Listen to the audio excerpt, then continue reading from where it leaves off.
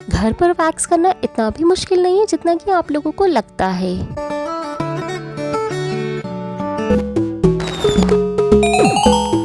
Hi guys, मन भरा। Hi guys, welcome back to my channel. How are you guys doing? It is summer time and summers के लिए grooming तो बहुत ज़रूरी है और सेल्फ केयर करना वो तो बहुत ही ज़्यादा ज़रूरी है, इसलिए लेकर आई हूँ मैं आज की ये वीडियो। और अभी मैं सबसे पहले कर रही हूँ बालों में ऑयलिंग। तो ऑयलिंग करने के भी काफ़ी सारे फ़ायदे हैं। खूबसूरत दिखने के लिए स्किन के साथ बालों की भी केयर करना बेहद ज़रूरी होता है। इसके लिए उन्हें हेल्दी और मजबूत बनाना बहुत ज़रूरी है, इसलिए समय समय पर ऑयल लगाना, ऑयलिंग करना, बालों को धोना, साफ़ सफाई का ध्यान रखना, ये सारी चीज़ें बहुत ज़्यादा ज़रूरी है। और उसके बाद मैं करूँगी आईब्रोज़ को बनाना। तो आईब्रोज़ में हमेशा से घर पर ही बनाती हूँ। काफ़ी साल हो चुके हैं आईब्रोज़ में घर पर ही बनाती हूँ। सबसे पहले मैं ब्रश से पाउडर लगा दूँगी अपनी आईब्रोज़ पर, फोरहेड पर और अपर लिप पर, और थ्रेड की हेल्प से मैं उसको निकालती हूँ। तो ये थ्रेड को मैं नोट बांध के एक गोल सा ऐसे बना देती हूँ और ब्रश से उसकी हेल्प से और सिज़र से मैं एक्स्ट्रा हेयर्स को मैं कट कर देती हूँ। ऊपर आने पे जो भी एक्स्ट्रा लेंथ में होते हैं उन्हें मैं कट कर देती हूँ और आईब्रोज़ को मैं शेप देती हूँ। और थिक ही रखने वाली हूँ मैं आईब्रोज़ को, मुझे पतली बिल्कुल पसंद नहीं है, इसलिए मैंने पार्लर में बनवाना छोड़ दिया है। जब भी मैं पार्लर में बनवाती थी तो मेरी हमेशा पतली हो जाया करती थी और फिर हेयर ग्रोथ भी नहीं होती थी, इसीलिए मैंने पार्लर में बनाना छोड़ दिया और खुद से ही सीख लिया। सीखा मतलब खुद ही बना बना के मुझे प्रैक्टिस हो गई। तो मैं आईब्रोज़ इसी तरीके से थिक बनाती हूँ और वो मुझे काफ़ी ज़्यादा पसंद है। तो मुझे ऐसे ही पसंद है और मैं हमेशा घर पर ही बनाना पसंद करती हूँ। इधर मैंने काफ़ी हद तक एक्स्ट्रा हेयर्स निकाल दिए, थोड़ा बहुत शेप दे दूँगी। इधर अपर लिप भी मेरे साथ साथ में हो चुके हैं, तो ये भी मैं घर पर करती हूँ। ये बहुत ही सिंपल है, इसे बनाना मुश्किल नहीं है, बट आईब्रोज़ में थोड़ा सा मेहनत लगती है। तो आईब्रोज़ मेरी हो चुकी है डन। तो चलिए अब करते हैं वैक्स। वैक्स करना इतना भी मुश्किल नहीं है जितना आप लोग सोचते हैं। वैक्स बहुत ईजिली घर पर भी कर सकते हैं। इसके लिए मैं ये यूज़ करने वाली हूँ, ये वाली जो है हॉट वैक्स है। तो इसके लिए जो गर्म करने के लिए मशीन है वो मेरे पास नहीं थी, तो मैं माइक्रोवेव ओवन का यूज़ करूँगी। और ये अलग अलग पैकेट्स में ऐसे रोल की हुई है, तो वो गर्म होने के बाद मैं इसको एक बाउल में निकाल दूंगी। तो निकालने के बाद में मैं एक स्पून की हेल्प से लगाऊंगी। तो मैंने इसके लिए एक स्पून रख रखा है। इसको करना थोड़ा सा झंझट वाला है, थोड़ा सा टाइम लग जाता है, बट मैं इतना मुश्किल नहीं है तो कर लेती हूँ। तो ये स्ट्रिप्स है, इसको मैं बीच में से कट कर देती हूँ, तो मेरे लिए ईजी हो जाता है इसको संभालना और इसको करना। और पहले मैं वीट वाली जो वैक्स स्ट्रिप्स थी वो यूज़ किया करती थी, बट मैं इस बार ये ट्राई कर रही हूँ। इससे स्किन बहुत ही अच्छी हो जाती है और एक एक छोटे छोटे हेयर्स भी इसमें ईजिली आ जाते हैं और निकल जाते हैं, रिमूव हो जाते हैं। तो सबसे पहले इसके लिए मैं सबसे पहले जहाँ जहाँ मुझे वैक्स करनी है मैं पाउडर को अप्लाई कर दूँगी। इस तरीके से पाउडर पूरे हाथों में और पैरों में लगा दूँगी और एक स्पून को से पीछे की साइड से ये वैक्स में लगाऊंगी। और मैंने क्यों घर पे वैक्स करना स्टार्ट किया, तो कभी कभी होता था कि मुझे सुबह कहीं जाना है और रात में मुझे वैक्स करनी है, तो रात में तो मैं पार्लर नहीं खुलवा सकती थी, इसलिए मैं पूरा वैक्सिंग किट ही घर पर ले आई और इस तरीके से मैंने स्टार्ट कर दिया। अब देखिए कितने सारे हेयर्स हैं जो कि ईजिली निकल जाया करते हैं इससे। तो कभी कभी मैं वीट वाले स्ट्रिप्स यूज़ करती हूँ या फिर कभी और ज़्यादातर मैं ये हॉट वैक्स यूज़ करती हूँ, तो रिज़ल्ट इसका ज़्यादा अच्छा होता है और बहुत ही स्मूथ सी स्किन हो जाती है।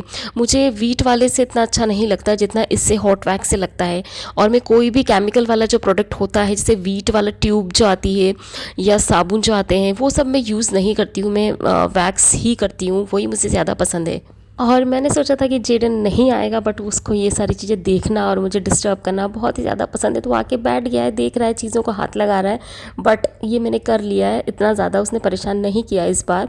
आराम से मैं करती जा रही थी, बस वो देख रहा था दूर से, क्योंकि ये चिपचिप होता है तो उसको भी हाथ नहीं लगाना था। और देखिए कितने सारे हेयर्स है जो निकल रहे हैं। छोटे छोटे अगर हेयर्स होते हैं तो निकलते नहीं है, इसलिए मैंने ग्रोथ होने दी और उसके बाद आप लोग को दिखाया है। बहुत ही अच्छे से निकल जाते हैं इससे। और अगर ये जो सामान है, जो किट है, स्ट्रिप्स, वैक्स और ये सारी चीज़ें अगर नहीं है, अगर आसपास आपके शॉप नहीं है घर के, तो आप इसे अमेज़ोन से इजीली ऑर्डर कर सकते हैं। और मैं बस स्ट्रिप्स ही लेती हूँ और वैक्स ही लेती हूँ, बाकी स्पैचुला और मशीन जो है ये सब चीज़ें मेरे पास भी नहीं है, बट उनके बिना भी काम चल जाता है। अगर अवन नहीं है, माइक्रोवेव नहीं है, तो आप गर्म पानी के अंदर भी उसके कंटेनर को रख सकते हैं, तो वो मेल्ट हो जाता है। और अगर पाउडर नहीं भी अप्लाई करोगे तो भी हो जाता है, बट जहाँ पे गर्मी ज़्यादा है तो स्वेटिंग होती है तो उसकी वजह से नहीं हो पाता है, इसीलिए पाउडर अप्लाई करना पड़ता है।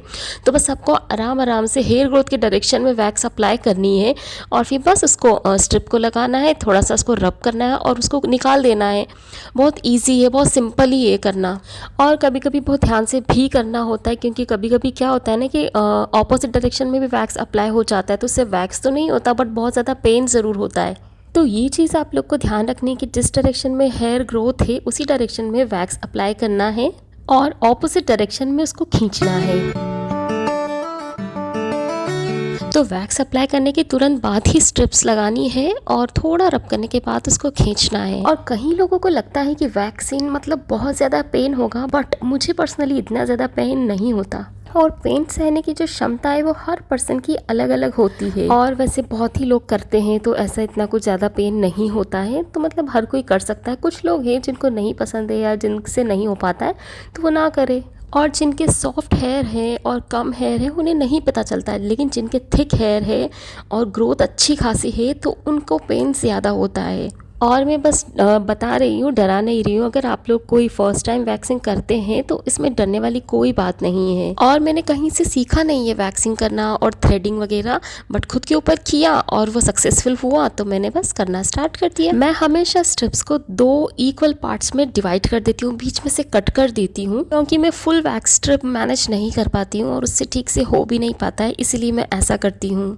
और ये मुझे थोड़ा इजी लगता है, इसीलिए मैं ऐसा करती हूँ। और अगर आप फर्स्ट टाइम ट्राई कर रहे हैं तो आप ट्राई कर सकते हैं छोटा सा एक्सपेरिमेंट के तौर पर। और मेरे पीछे या साइड में या काफ़ी सारे टॉयज़ वगैरह काफ़ी सब कुछ फैला हुआ है, तो ये सब जेडन की ही हरकतें हैं, ये सब जेडन ही करता है, तो प्लीज़ इग्नोर करना इन सब चीज़ों को। और वो जो वैक्सिंग स्ट्रिप्स आती है जिसमें पहले से ही वैक्स लगा रहता है तो वो बहुत ही अच्छी होती है। वैसे तो उसे कहीं पर भी कैरी कर सकते हैं, कहीं पर भी ले जा सकते हैं आराम से।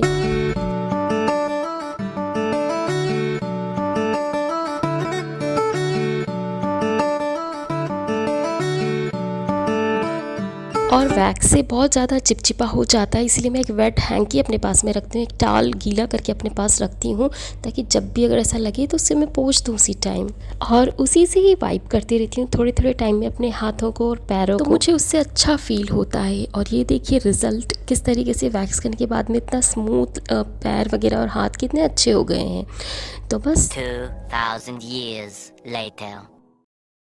और अभी मैं बालों में लगा रही हूँ एप्पल साइडर विनेगर और हिबिस्कस का जो पाउडर है, हिबिस्कस फ्लावर जो आता है उसका पाउडर, इन दोनों को अच्छे से मिक्स कर लूँगी मैं और बालों में कुछ टाइम के लिए रहने दूँगी। ऑयल में लगा चुकी थी और अब इसको लगाने के बाद में कुछ टाइम रखूँगी 15-20 मिनट्स और उसके बाद में हेयर वॉश कर लूँगी। इसके भी काफ़ी सारे बेनिफिट्स है बालों के लिए। बाल एकदम स्मूथ शाइनी सिल्की हो जाते हैं इसको लगाने से।